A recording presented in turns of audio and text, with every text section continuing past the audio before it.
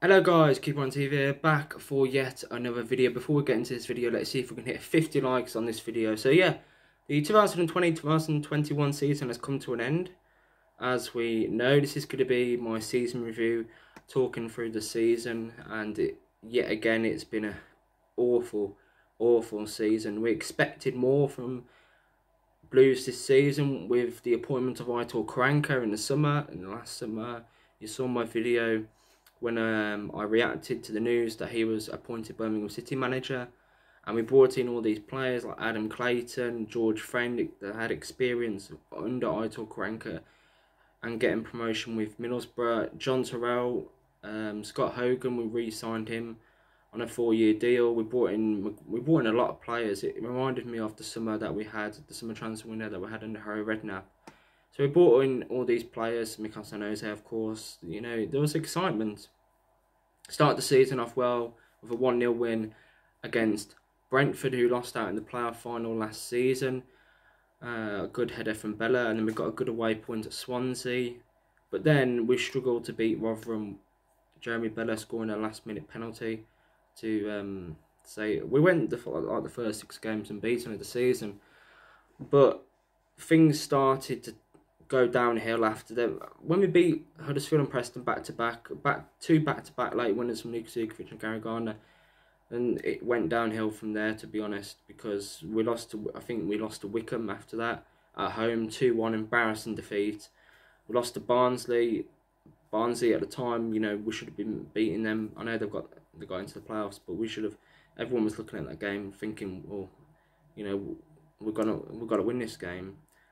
So yeah, we lose to Wickham and then lose to Barnsley, and then the season just goes like that. Lose 4-0 at home to Derby. We can't hardly win a game, and yeah, it's just Christmas comes and we're near the bottom 3 of the table. I think we went like 13 games without a win. For me, I have Man City in the FA Cup, get absolutely battered by them 3-0, and yeah, I mean, we beat Middlesbrough 1-0 a couple of weeks after that. Scott Hogan scoring the only goal of the game, and I think that was Karanka's last. No, it wasn't. Halovic scored in a 2-1 comeback win against QPR. We went 1-0 down in that game. And then we beat Sheffield Wednesday. Sorry, Crank had 2 more wins before he left. Sheffield Wednesday away. That was a must-win game in the battle to survive. And thank God Scott Hogan popped up with the winning goal. Of course, Scott Hogan was our top goal scorer this season. And when we lost to Luton, Cranker's, you could tell by Cranker's expressions that he knew his time was up at Birmingham City Football Club. Lose to Luton at home. Then we can't even beat Wickham after that. We can't even beat Wickham. Yes, Wickham have picked up form the last couple of games, but they've still got relegated. And we should have beaten Wickham easily, to be honest. Probably a bit disrespectful to Wickham due to the fact that they've actually give some teams a go this season. Karanka's last game was, in fact, a 3-0 home defeat to Bristol City. Nigel Pearson as well. We lost 3-0 at home to Nigel Pearson. Nigel Pearson, I believe, has literally lost the last 6 games for Bristol City, and he's got a 3-year contract. What a banter result that is, losing 3-0 at home to Nigel Pearson.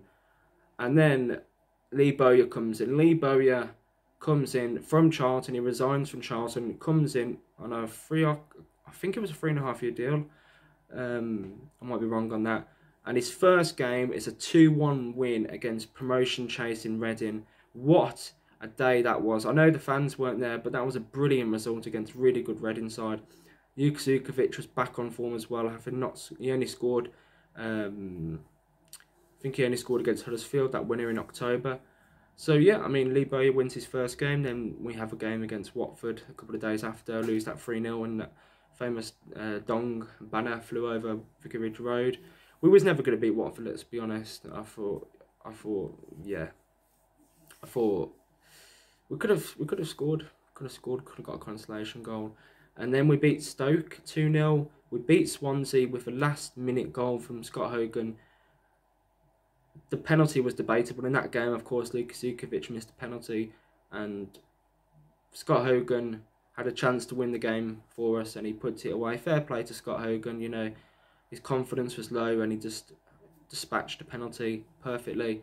Our home form under Lee Bowyer has been brilliant. Beat Stoke 2-0, Lukas Jukovic getting a double. The revival that Lukas Jukovic has had under Lee Bowyer, by the way, is amazing. Nottingham Forest, that 1-1 draw against Nottingham Forest, we was robbed in that game, absolutely robbed.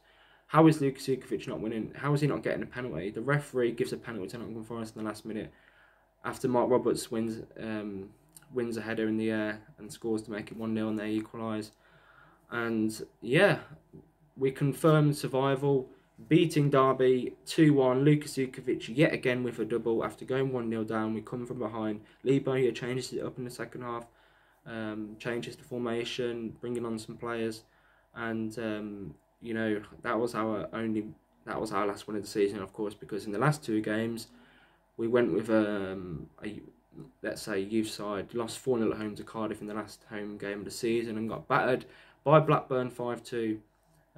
So yeah, it's been a dreadful season. The only positives to take from this season is that we have survived and we have now got a manager that I can think can progress this club going forward. But anyway, guys, it's been Keeper on TV. Make sure to like, share, and also subscribe to the channel. Let's see if we can hit 50 likes. And yeah, keep right on. See you later.